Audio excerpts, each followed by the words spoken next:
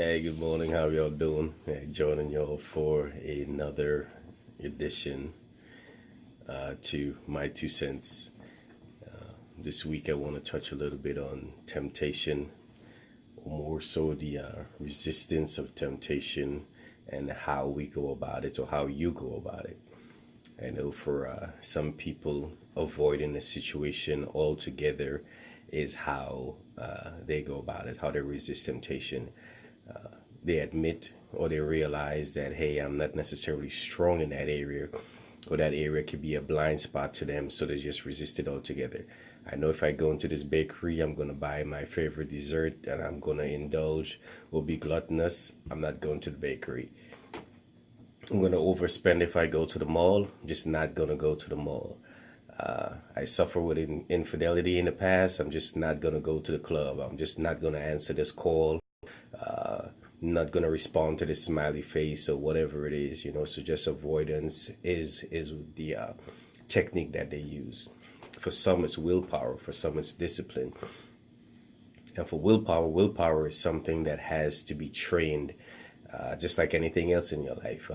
For like your favorite muscle group or whatever it is, you have to train your willpower through repetition. So it is said, for those that train in willpower, to say to train your willpower to be disciplined, you must do at least 2 to 3 things per day that you don't necessarily want to do.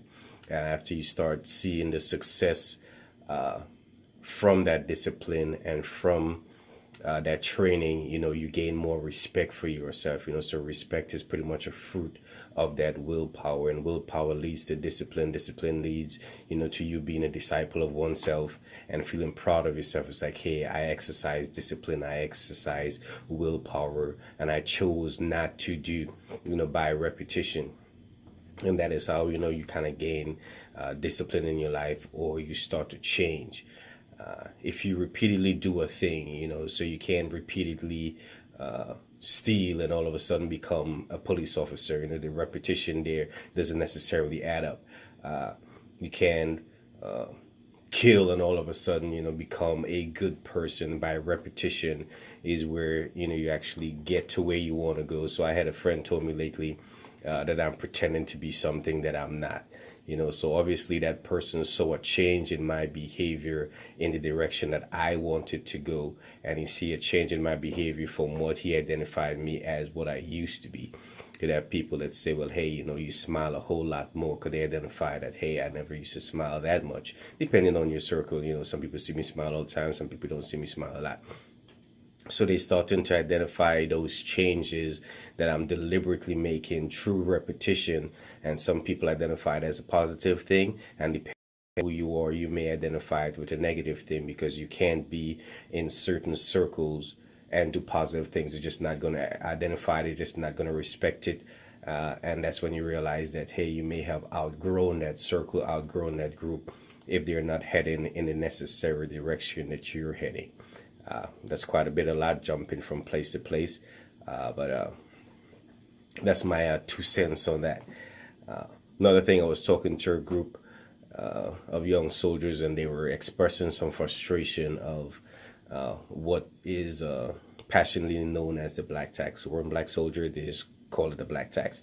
That's when you've made it to a certain degree, and then the people from the place in which you came from, whether it be friends or family, they try to tax you for your success, or they try to lean on you heavily. For junior soldiers, E3s, E4s, they don't necessarily make a lot of money, but friends back home keep saying, hey man, lend me this. The family keeps lending them, hey, give me this, or whatever it is. But for you, and again, something we'll probably touch on a little bit later on, for you to have or for you to acquire, you cannot hand out in 20 different directions. And believe me, I'm not saying giving is not good, because giving is great. You have to sow seed, to get back. You have to give to get real. I definitely understand that as far as it was concerned.